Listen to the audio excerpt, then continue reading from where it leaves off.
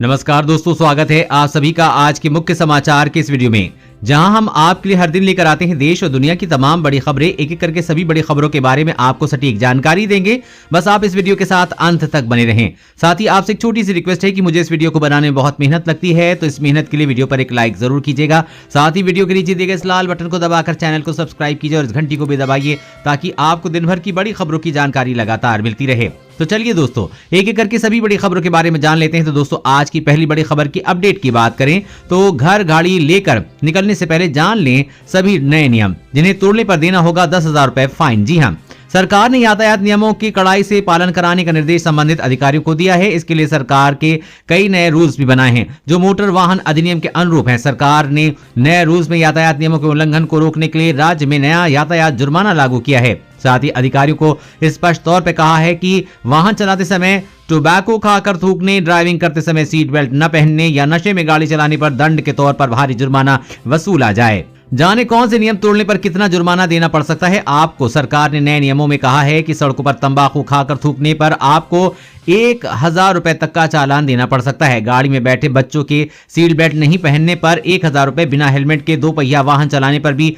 1,000 रुपए, 2 व्हीलर्स पर ट्रिपलिंग करने पर 1,000 रुपए, कार के इंडिकेटर का उपयोग किए बिना मोड़ लेने पर 500 से 1,500 रुपए, वाहन चलाते समय मोबाइल फोन का उपयोग करने पर 500 से 1,500 रुपए, कारों पर जाति, राजनीतिक या धर्म के स्टिकर के उपयोग करने पर 500 से 1,500 रुपए, प्रेशर हॉर्न का उपयोग करने पर 10,000 रुपए, एम्बुलेंस को साइड नहीं देने पर 10,000 रुपए, शराब सेवन करने की बाद ड्राइविंग करने पर 10,000 रुपए तक का जुर्माना आपको देना पड़ सकता है। और अगली बड़ी खबर की बात करें तो महातबाही से कांपा उत्तराखंड, फटा ग्लेशियर, बहे कई मजदूर, तबाह हुआ पावर प्रोजेक्ट। जी हां, उत्तराखंड में भयानक प्राकृतिक आपदा टूट पड़ी है। यहां चमोली जिले में ग्लेशियर टूट गया है। ग्लेशियर के टूटने की वजह से पानी भर कर उफान पर आ गया है। इससे बड़ी मात्रा में पानी बहकर नीचे की तरफ आ रहा है। ऐसे में बड़े बहाव की वजह से तबाही मच गई है। चमोली से लगभग 150 किलोमीटर नीचे श्रीनगर तक अलर्ट घोषित किया गया है। बताया जा रहा है कि सुबह 9 बजे के आसपास ग्लेशियर फटा है। इससे ऋषि गंगा नदी में विकराल बाढ़ आ गई है और भारी तबाही मची है। इस सैलाब में कई लोग बह गए हैं, जिनसे 14 के शव बरामद कर लिए गए हैं और 152 लोग अभी भी लापता हैं। इस आपदा से ऋषिगंगा पावर प्रोजेक्ट और एनटीपीसी प्रोजेक्ट को भारी नुकसान हुआ है। इस प्रोजेक्ट पर काम कर रहे करीब 100 लोग अब भी लापता बताए जा रहे हैं। आज सुबह एक बार फिर से बचाव कार्य शुरू कर दिया गया है। भारतीय वायुसेना ने बताया कि आपदा प्रबंधन टीम के साथ MI-17 और ALH हेलीकॉप्टर देहरादून से जोशीमठ के लिए रवाना हो चुके हैं। इधर घटना के बाद से चमोली जिले की नदी किनारे की बस्तियों को पुलिस लाउड स्पीकर से अलर्ट कर रही है। चमोली की घटना के बाद अलकनंदा और धौली गंगा उफान पर हैं। ऐसे में यूपी में भी सीएम योगी आदित्यनाथ ने संबंधित विभागों और अफसरों को अलर्ट पर रहने के निर्देश दिए हैं। SDRF को भी अलर्ट पर रहने के निर्देश दिए गए हैं। और अगली बड़ी खबर की बात करें तो कुछ बड़ा करने की तैयारी में चीन, LAC पर तैनात किए हाफिज मिसाइल। जी हां, चीन के साथ गलवान हिंसा के बाद तनाव के हालात सुधरने के लिए भारत और चीन ने 9 राउंड की सैन्य वार्ता पूरी की है, लेकिन पीपुल्स लिबरेशन आर्मी वास्तविक नियंत्रण रेखा पर अपने हथियारों के साथ पीछे हटने को कोई संकेत नहीं दिखा रही है। बल्कि उसने तो तिब्बत में मिसाइल इकाइयों और स्वचालित हावित्जर्स के साथ तैयारी और मजबूत कर ली है। राष्ट्रीय सुरक्षा नियोजकों के अनुसार PL तीनों क्षेत्रों में पेंगोंग के फिंगर एरिया में नए निर्माण के साथ सैनिकों और भारी उपकरणों की तैयारी के सिरे से करा जा रहा है। साउथ ब्लॉक के पास सबूत के है कि पूर्वी लद्दाख के चुमार में LAC से महज 82 किलोमीटर की दूरी पर स्थित शिकानी PLA कैंप में आसपास 35 भारी सैन्य वाहनों और 4 155 mm PLZ 83 सेल्फ प्रोपेल्ड हावित्जर की ताजा तैनाती का संकेत है। वहीं रुडोक निगरानी सुविधा के पास LAC से 90 किलोमीटर दूर सैनिकों के लिए 4 नए बड़े शेड और विभाजन क्वार्टर के पास वाहनों की भारी तैनाती और नए निर्माण कार्य पिछले महीने देखे गए हैं। इससे अंदाजा लगाया जा सकता है कि चीन कुछ बड़ा करने की तैयारी में है। और अगली बड़ी खबर की बात करें तो LED लाइट की रोशनी पड़ेगी महंगी, कंपनियों ने दिए 5 से 10% महंगे होने के संकेत। जी हां, आने वाले दिनों में आपको LED लाइट्स के लिए ज्यादा पैसे देने पड़ सकते हैं। कंपनियों ने इस बात के संकेत दिए हैं कि दाम में करीब 5 से 10% बढ़ोतरी की जा सकती है। दरअसल कुछ कलपुर्जों पर सीमा शुल्क में बढ़ोतरी किए जाने से बल्ब सहित LED लाइट प्रोजेक्ट की कीमतें 5 से 10% तक बढ़ सकती हैं। खबर के मुताबिक घरेलू मैन्युफैक्चरर्स ने इसकी जानकारी दी। हालांकि उन्होंने कहा कि वो सरकार के इस मुद्दे से तत्काल हल की मांग कर रहे हैं।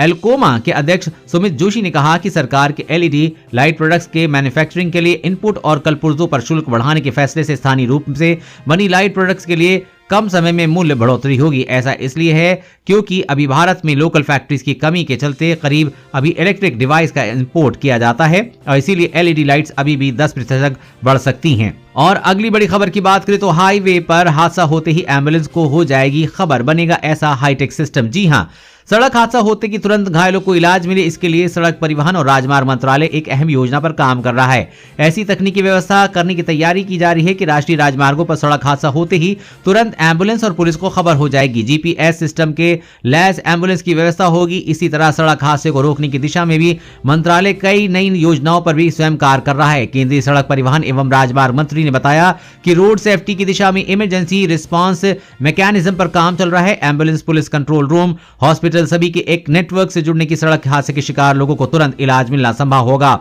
और राहत एवं बचाव कार्य में भी सुविधा होगी। हादसा होते ही रियल टाइम इंफॉर्मेशन मिलेगी। कुछ ही समय में सड़क हादसे के शिकार लोगों के लिए कैशलेस ट्रीटमेंट स्कीम भी शुरू होगी। इसके लिए स्वास्थ्य मंत्रालय से भी बात चल रही है। मंत्रालय के अधिकारियों के मुताबिक कैशलेस ट्रीटमेंट स्कीम आने से पीड़ित परिवारों को काफी फायदा होगा। ये योजना सुप्रीम कोर्ट की मंशा के अनुरूप लाई जा रही है। सूत्रों का कहना है कि योजना लॉन्च होने के बाद सड़क हादसे के शिकार लोगों का 2.5 लाख रुपए तक का इलाज मुफ्त हो सकेगा।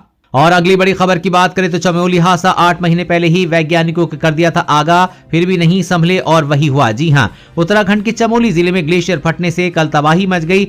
भूवैज्ञानिकों ने करीब 8 महीने पहले ही ऐसी आपदा को लेकर आगाह किया था। अगर उस समय इस पर कार्रवाई होती तो शायद आज की घटना से हम लोगों को बचा सकते। देहरादून में स्थित वाडिया भूवैज्ञानिक संस्थान के वैज्ञानिकों ने पिछले साल जून जुलाई के महीने में एक अध्ययन के जरिए जम्मू कश्मीर के काराकोरम समेत संपूर्ण हिमालयी क्षेत्र में ग्लेशियरों द्वारा नदियों के प्रवाह को रोकने और उससे बनने वाली झीलों के खतरों को लेकर चेतावनी जारी की थी, लेकिन इस पर किसी ने भी गंभीरता नहीं दिखाई, जिसका परिणाम आज हमारे सामने है। और अगली बड़ी खबर की बात करें तो अब चालाक चीन पर अपनी नजर और भी पैनी करेगा भारत। एलएसी पर सर्विलांस सिस्टम में होंगे बड़े बदलाव। जी हां, बीते साल गलवान घाटी हिंसा के बाद से भारत और चीन के रिश्ते बेहद तल्ख हैं। वहीं सीमा विवाद को लेकर कई दौर की वार्ताओं के बाद भी मामला शांत होता नजर नहीं आ रहा है। इस बीच भारत अब ड्रोनों, सेंसरों, टोही विमानों और इलेक्ट्रिक युद्ध के औजारों के जरिए चीन की पीपल्स लिबरेशन आर्मी की हरकतों पर पहले से ज्यादा पैनी नजर रखने की तैयारी में है। इस कदम के पीछे का बड़ा मकसद ड्रैगन की घुसपैठ को कोशिश को रोकना है। गौरतलब है कि सेना ने पिछले महीने एक भारतीय कंपनी के साथ 140 करोड़ रुपए के डील पर भी हस्ताक्षर किए हैं। इस डील के तहत एडवांस वर्जन के स्विच ड्रोन खरीदे जाएंगे। एक सूत्र में कहा गया है कि ऐसे ड्रोन आने से रणनीतिक स्तर पर हमारी निगरानी प्रणाली में बदलाव आएगा। एलएसी पर बटालियन कमांडरों और सैन्य टुकड़ियों को पल पल की स्पष्ट तस्वीरें मिलेंगी। साथ ही इजराइल से 3 से 4 हेरॉन एयूवी को लीज पर लेने की भी बात चल रही है। इसके अलावा वायुसेना के लिए हेरॉप कैमीज अटैक ड्रोन भी खरीदे जाने हैं। इधर रक्षा अनुसंधान एवं विकास संगठन डीआरडीओ ने border observation and surveillance system को लगभग विकसित कर लिया है। इससे कई सेंसर सिस्टम लगे हैं जिसमें चीन की हर हरकत पर नजर रखी जा सकेगी। और अगली बड़ी खबर की बात करें तो देश में फिर चढ़े सब्जियों के दाम। प्याज का भाव 2.5 गुना, आलू भी ऊपर की ओर। जी हां, सब्जियां फिर महंगी हो गई हैं। सब्जियों में इस्तेमाल होने वाले प्याज तो लोगों को जमकर रुला रहा है। पिछले 15 दिनों से कीमत में बेतहाशा वृद्धि हो गई है। पिछले दिनों तो थोक भाव में भी प्याज की कीमत 45 रुपए प्रति किलो तक पहुंच गई थी। आलम यह है कि पिछले 15 दिनों में प्याज की कीमत प्रति किलो 2.5 गुना तक बढ़ गई है।